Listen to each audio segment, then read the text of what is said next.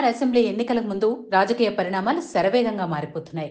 ఎవరికి వారే గెలుపు కోసం ఎత్తులకు పై ఎత్తులు వేస్తున్నారు. ఈ క్రమంలో ప్రశాంత్ కిషోర్ తన రాజకీయ స్ట్రాటజిక్ తెలివితేటలను పక్కాగా ప్రదర్శిస్తున్నారు.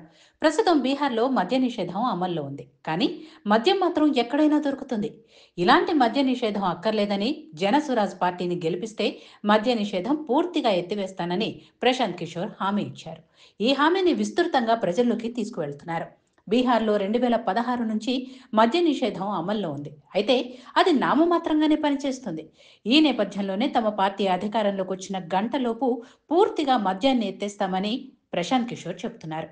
మద్య నిషేధం వల్ల బీహార్కు వార్షికంగా 28,000 కోట్ల రూపాయల ఆదాయం నష్టం జరుగుతోందని, మద్య నిషేధం ఎత్తేస్తే ఈ డబ్బును అభివృద్ధికి, యువత ఉద్యోగాలకు వాడుకోవచ్చని అంటున్నారు. ఇలా చేయడం ద్వారా వరల్డ్ బ్యాంక్ అండ్ IMF నుంచి 5-6 లక్షల కోట్ల రుణాలు సేకరించి ఇన్ఫ్రాస్ట్రక్చర్, ఎడ్యుకేషన్ వంటి వాటికి ఉపయోగిస్తామని ప్రశాంత్ కిషోర్ చెబుతున్నారు. ప్రస్తుతం ఈ ఆదాయం అంతా దొంగసారా వ్యాపారులకు, అక్రమ మద్యం వ్యాపారులకు చెందుతోందని, మద్య నిషేధం అనేది పేపర్ పై మాత్రమే ఉంటుందని అంటున్నారు. బ్లాక్లో అక్రమంగా మద్యం అమ్ముతుండటంతో మందుబాబులు ఎక్కువగా ఖర్చు పెట్టుకోవాల్సి వస్తోంది. వారు కూడా మద్య నిషేధం ఎత్తివేతకు సానుకూలంగా స్పందిస్తున్నారు. మద్యం అలవాటు ఉన్న నిరుపేదల కుటుంబాలు కూడా మద్య నిషేధం అందుబాటులోకి తెస్తేనే మంచిదని అనుకుంటున్నారు. ఈ అభిప్రాయాలను గట్టిగా పరిగణలోకి తీసుకున్న ప్రశాంత్ కిషోర్ మద్య నిషేధం ఎత్తివేతను ఆర్థిక విప్లవంగా ప్రచారం చేస్తున్నారు.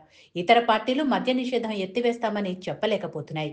బీజేపీ, జేడీయూ మద్య నిషేధాన్ని కొనసాగిస్తామని చెబుతున్నాయి. తేజస్వి యాదవ్ కూడా ఎత్తివేస్తామని చెప్పలేకపోతున్నారు.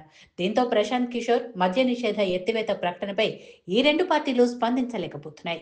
తన మద్య నిషేధ ఎత్తివేత హామీని విస్తృతంగా ప్రజల్లోకి తీసుకువెళ్లి బలమైన ఓటు బ్యాంకు సాధించాలన్న లక్ష్యంతో ప్రశాంత్ కిషోర్ ఉన్నట్లు స్పష్టమవుతోంది.